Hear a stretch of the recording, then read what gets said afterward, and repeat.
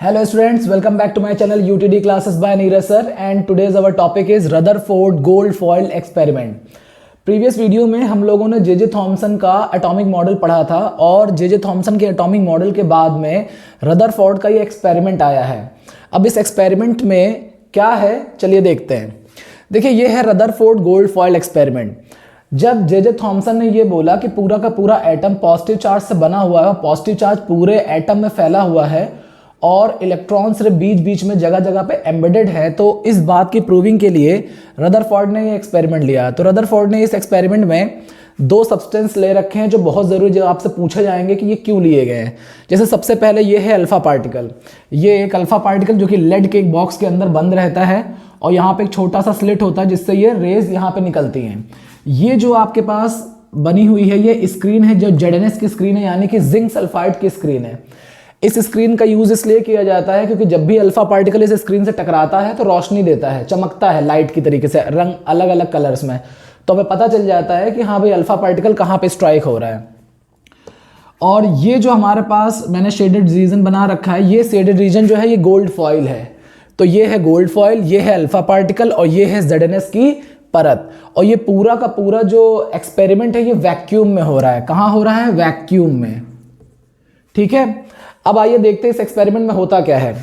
देखिए रदरफोर्ड ने ये सोचा कि अगर पूरा का पूरा एटम पॉजिटिव चार्ज से बना हुआ है तो अल्फा पार्टिकल जो कि पॉजिटिव चार्ज की रेज देता है, ये जो है मैक्सिमम पॉजिटिव चार्ज होता है रिफ्लेक्ट हो जाएगा, वापस बैक हो जाएगा, क्योंकि प्लस प्लस को क्या करता है? रिपल करता है। लेकिन जब इन्होंने एक्सपेरिमेंट किया तो इन्हें बिल्कुल अलग ही ऑब्जर्वेशन दिखाई पड़े। तो देखते हैं क्या दिखाई पड़ा। तो सबसे पहला क्वेश्चन ये है कि रदरफोर्ड ने गोल्ड फॉयल एक्सपेरिमेंट ही क्यों इस्तेमाल करी है। तो देखो जो गोल्ड फॉइल होता है इसे आप थिनेस्ट, सबसे पतले से पतले फॉर्मेट में कन्वर्ट कर सकते हैं। इतना पतला कर सकते हैं, इतना पतला कर सकते हैं कि इसके एक स्पेस पे एक ही एटम आए। और अल्फा पार्टिकल इसलिए यूज किए थे क्योंकि जो अल्फा पार्टिकल होता है ये बहुत ही हैवी होता है, बहुत ही हैवी होता है और इसकी स्पीड बहुत हाईएस्ट होती है। स्पीड बहुत हाई होती है, हाई स्पीड होती है और बहुत हैवी होते हैं। इस वजह से ये क्या करते हैं, प्लस माइनस इतनी जल्दी डिफ्लेक्ट नहीं होते और एकदम स्ट्रेट जा सकते हैं। पॉजिटिव निगेटिव के बीच में भी ये बहुत तेजी से बिना डिफ्लेक्ट हुए जा सकते हैं। अब इस एक्सपेरिमेंट में हुआ क्या, जैसे यहां से अल्फा पार्टिकल से रेज निकली हैं तो ये रेज गोल्ड फॉइल से टकराई हैं। तो जनरली गोल्ड फॉइल में पॉजिटिव एटम है सारे के सारे और इन्होंने पॉजिटिव अल्फा पार्टिकल भेजे थे, तो उनका मानना यह था कि मैक्सिमम जो होती हैं रेज डिफ्लेक्ट हो जाएंगे। लेकिन ऐसा नहीं हुआ, इनकी मैक्सिमम लाइन जो है वो आर पार निकल गई, बिना किसी डिफ्लेक्शन के आर पार निकल गई। कुछ जो ऐसी रेज थी, कुछ रेज थी जो एक बहुत ही छोटे एंगल पे मुड़ गई है, बहुत बड़े एंगल पे मुड़ गई।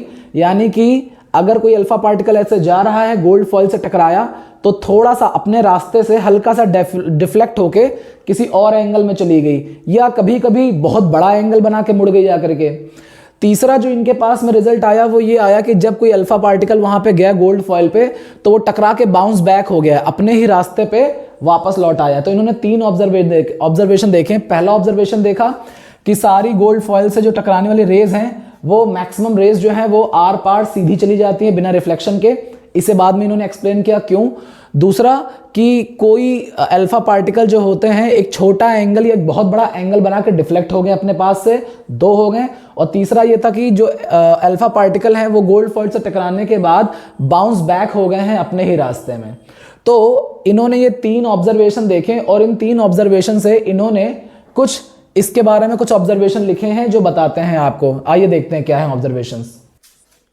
So after the experiment, Rutherford explained about its experiment. So the first explanation is most alpha particle pass straight through the gold foil without any deflection. मैंने बताया था ना कि बहुत सारी जो रेज हैं वो बिना डिफ्लेक्शन के एकदम सीधी आर पार निकल गई। इसका क्या मतलब हुआ? इसका ये मतलब हुआ कि एटम के अंदर कुछ फ्री स्पेस भी है, मतलब हर जगह पे पॉजिटिव और हर जगह पे निगेटिव नहीं है, कुछ जगह पे पॉजिटिव निगेटिव कोई नहीं है, एकदम फ्री स्पेस है।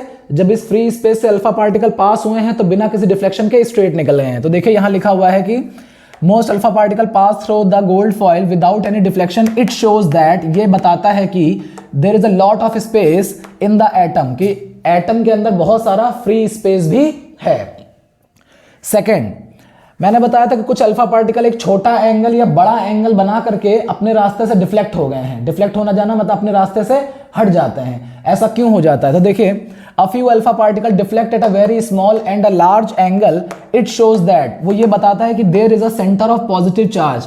वो ये बताता है कि इस पूरे गोल्ड फॉइल के अंदर कहीं पे सेंटर ऑफ पॉजिटिव चार्ज है, जहां पे सारे के सारे पॉजिटिव चार्ज एक सेंटर में है। जब इसी सेंटर से पॉजिटिव चार्ज से पॉजिटिव पार्टिकल टकराता है तो टकराने की बजाय ये उनसे रिपल हो जाते हैं और किसी दूसरे एंगल में चले जाते हैं। जो थोड़ा साइड से टकराते हैं वो ज़्यादा दूर चले जाते हैं, जो बहुत नज़दीक से टकराते हैं वो बहुत बड़े एंगल पे चले जाते हैं। तो देखिए यहाँ पे लिखा हुआ है, it shows there is a centre of positive charge which repel the alpha particle. जो अल्फा पार्टिकल क्या करते हैं? रिपल करते हैं। एक और बताया था कि जो अल्फा पार्टिकल है, कुछ अल्फा पार्टिकल टकराने के बाद बाउंस बैक, ये देखिए ये बाउंस बैक हो रहा है, ये एरो लगा, ये वापस आ रहे हैं, तो ये बाउंस बैक हो गए। ऐसा क्यों हो रहा है? ऐसा इसलिए हो रहा था क्योंकि जो सेंटर था, सेंटर पे पॉजिटिव चार्ज थे और ये पॉजिटिव चार्ज बहुत डेंस है, बहुत ही छोटी जगह पे बहुत सारे पॉजिटिव चार्ज हैं। इतनी ज़्यादा डेंसिटी होने की वजह से अल्फा पार्टिकल उनके आर पार नहीं जा पाए हैं। तो देखिए यहाँ पे लिखा हुआ है, a very few alpha particles completely rebounce on hitting the foil shows that the nucleus is very dense, कि न्यूक्लियस बहुत ज़्यादा डेंस है, मतलब बहुत ज़्यादा घना है, उसके बहुत पार्टिकल बहुत नज़दीक हैं, एंड हार्ड, और वो बहुत हार्ड है, which does not allow the alpha particles to pass through it, जो कि अल्फा पार्टिकल्स को अपने से पास होने के लिए मना कर देता है। जो लास्ट है वो ये है कि जब इतना पूरा एक्सपेरिमेंट हो गया तो रदरफोर्ड को ये बात समझ में आ गई कि जो पॉजिटिव चार्ज है वो एटम के सेंटर में है, और क्योंकि इस एक्सपेरिमेंट से पहले इलेक्ट्रॉन, प्रोटॉन और न्यूट्रॉन तीनों की डिस्कवरी हो चुकी थी, तो पता चल गया हमें कि जो प्रोटॉन होते हैं, प्लस चार्ज होता है, वो न्यूक्लियस में रहता है, जो इलेक्ट्रॉन होते हैं वो बाहर ऑर्बिट में घूमते हैं। तो इलेक्ट्रॉन जो है वो बाहर ऑर्बिट में घूमते हैं, तो न्यूट्रॉन कहाँ रहेगा? न्यूट्रॉन भी न्यूक्लियस में ही रहता है, लेकिन न्यूट्रॉन पे कोई चार्ज नहीं होता, इसलिए न्यूट्रॉन की कोई चार्ज ना होने की वजह से न्यूक्लियस को सिर्फ पॉजिटिव चार्ज कहते हैं। तो देखिए यहाँ पे लास्ट क्या है, this experiment shows that there is a nucleus. ये एक्सपेरिमेंट बताता है कि इसके पास एक न्यूक्लियस है in the atom which consist of, जिसके अंदर प्रोटॉन और न्यूट्रॉन दोनों है। प्रोटॉन जो होता है पॉजिटिव चार्ज होता है और न्यूट्रॉन पे नो चार्ज, कोई चार्ज नहीं होता। अब जिसके ऊपर चार्ज नहीं है, ये दोनों लोग मिलकर अगर एक न्यूक्लियस में रहेंगे तो जिसके पास चार्ज होगा उसी का चार्ज न्यूक्लियस का चार्ज माना जाएगा, इसलिए न्यूक्लियस के ऊपर पॉजिटिव चार्ज माना जाता है। तो ये है रदरफोर्ड का गोल्ड फॉइल एक्सपेरिमेंट, बहुत ही इंपॉर्टेंट है, आपको ये एक्सपेरिमेंट पता होना बहुत ज़रूरी है। अब आगे हम देखते हैं कि इस एक्सपेरिमेंट के बेसिस पे रदरफोर्ड ने एटम की क्या थ्योरी दे रखी है। तो आइए, नेक्स्ट टॉपिक है आपका Rutherford model of atomic theory.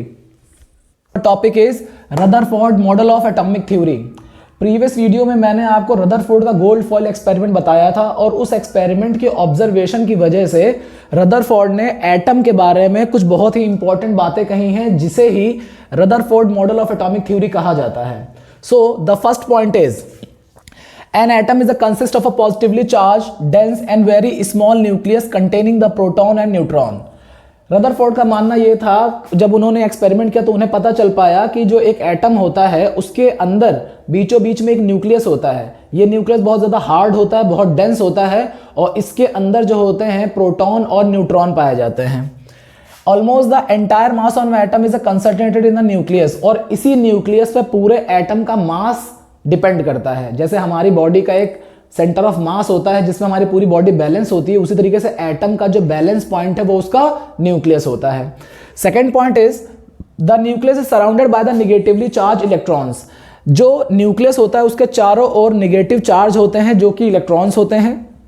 The electrons are revolving around the nucleus in circular path at very high speed. The circular path of the electrons are called orbit. उन्होंने ये बताया कि जो इलेक्ट्रॉन होते हैं वो न्यूक्लियस के चारों ओर रिवॉल्व करते हैं एक सर्कुलर पाथ पे। इन्हीं सर्कुलर पाथ्स को ऑर्बिट कहा जाता है। इन्हीं सर्कुलर पाथ को क्या कहते हैं? ऑर्बिट कहते हैं।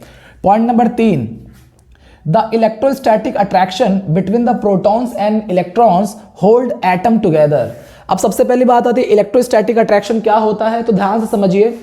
अगर किसी चीज में पॉजिटिव चार्ज या निगेटिव चार्ज मोशन में होंगे तो वहां पे एक फोर्स जनरेट होता है जिसे इलेक्ट्रोस्टैटिक फोर्स कहा जाता है। यानी कि अगर कहीं पे चार्ज प्रेजेंट है तो वहां पे इलेक्ट्रोस्टैटिक फोर्स आएगा, अगर चार्ज मोशन में है तो, क्योंकि इलेक्ट्रॉन मोशन में है इसलिए इलेक्ट्रोस्टैटिक फोर्स आ गया।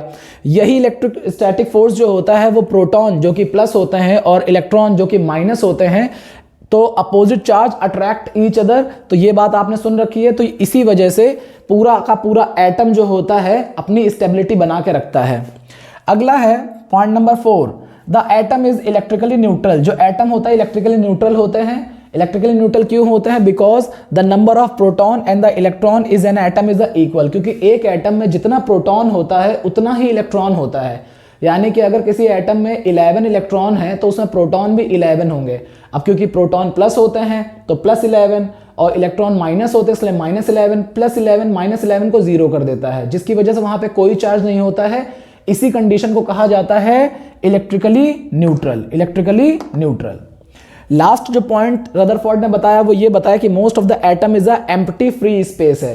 पूरा का पूरा एटम जो है उसके सेंटर में क्या है? पॉजिटिव चार्ज पार्टिकल्स है जिसे हम लोग न्यूक्लियस कहते हैं। इलेक्ट्रॉन एक ऑर्बिट में ऐसे ऐसे रिवॉल्व किया करते हैं, अलग अलग ऑर्बिट में रिवॉल्व करते रहते हैं। इन ऑर्बिट्स के बीच में भी फ्री स्पेस होता है। तो जो जनरली पूरा एटम होता है उसमें ज्यादा से ज्यादा क्या होता है? फ्री स्पेस होता है। इसलिए देखिए लिखा हुआ है most of the atom, most of the atom is empty free space. तो रदरफोर्ड ने अपने एटम की ये थ्योरी आपके सामने प्रेजेंट करी है।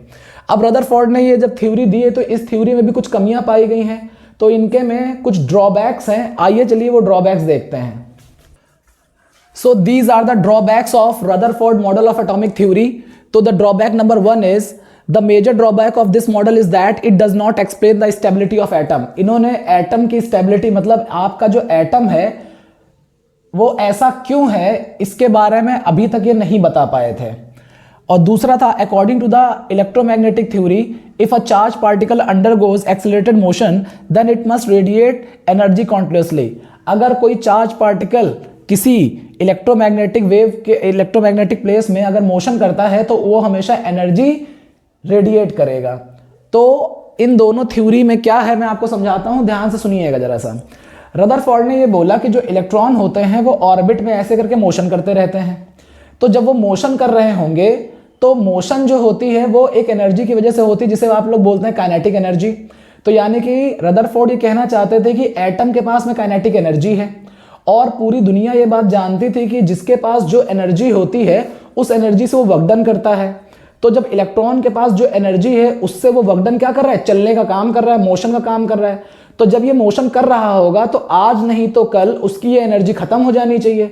जब ये एनर्जी खत्म हो जाएगी तो ये इलेक्ट्रॉन रुक जाएगा, और जैसे इलेक्ट्रॉन रुक जाएगा तो इलेक्ट्रॉन पे चार्ज कैसा है? माइनस, और प्रोटॉन पे चार्ज कैसा है? प्लस। तो माइनस प्लस की तरफ अट्रैक्ट हो जाएंगे और सारे ऑर्बिट के इलेक्ट्रॉन न्यूक्लियस पे आके गिर जाएंगे, जिसकी वजह से एटम का जो एग्जिस्टेंस है यानी कि उसका एटम का जो अस्तित्व है वही समाप्त हो जाएगा।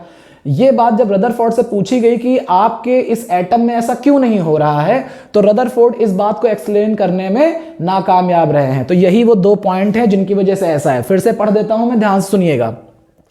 उनका जो मेजर ड्रॉबैक ये है कि उन्होंने एटम की स्टेबिलिटी मतलब वही ये चीज नहीं बता पाए कि एटम आपका अभी तक सही सलामत कैसे है। अगर एनर्जी लॉस हो रही है तो एटम तो अभी तक आपका डिस्ट्रॉय हो जाना चाहिए था, तो वो एटम की स्टेबिलिटी को बता नहीं पाए। दूसरा ये था कि इलेक्ट्रोमैग्नेटिक थ्योरी होती है, जैसा आप अपर क्लासेस में पढ़ेंगे जाकर के।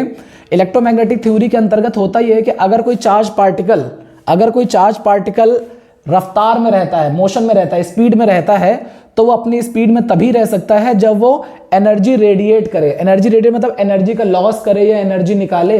तो अगर आपका इलेक्ट्रॉन इतनी तेज मोशन कर रहा है तो वो एनर्जी निकाल रहा होगा, और एनर्जी अगर निकालेगा तो ये एनर्जी आज नहीं तो कल खत्म हो जाएगी, तो इलेक्ट्रॉन रुक जाएगा, और इलेक्ट्रॉन को रुकने के बाद इलेक्ट्रॉन प्रोटॉन से अट्रैक्ट हो जाएगा और आपके एटम का जो स्टेबिलिटी है वो समाप्त हो जाएगी। तो ऐसा आज तक क्यों नहीं हो पाया है? तो रदरफोर्ड ये 2 बातें एक्सप्लेन नहीं कर पाए, इन्हीं को रदरफोर्ड के ड्रॉबैक्स कहे जाते हैं। तो ये था आपका रदरफोर्ड गोल्ड फॉइल एक्सपेरिमेंट जो कि प्रीवियस वीडियो में था। फिर रदरफोर्ड मॉडल एटॉमिक थ्योरी थी, और तीसरा है रदरफोर्ड के ड्रॉबैक। ये जब आप लिखेंगे तो आपको कंप्लीट मार्क्स मिलेंगे। वीडियो अगर अच्छी लग रही हो तो प्लीज़ लाइक करिएगा, शेयर करिएगा, कमेंट करिएगा, सब्सक्राइब करिएगा, और ज़्यादा से ज़्यादा लोगों को ये शेयर करिएगा, क्योंकि बांटने से ही ज्ञान बढ़ता है। Thank you, have a nice day.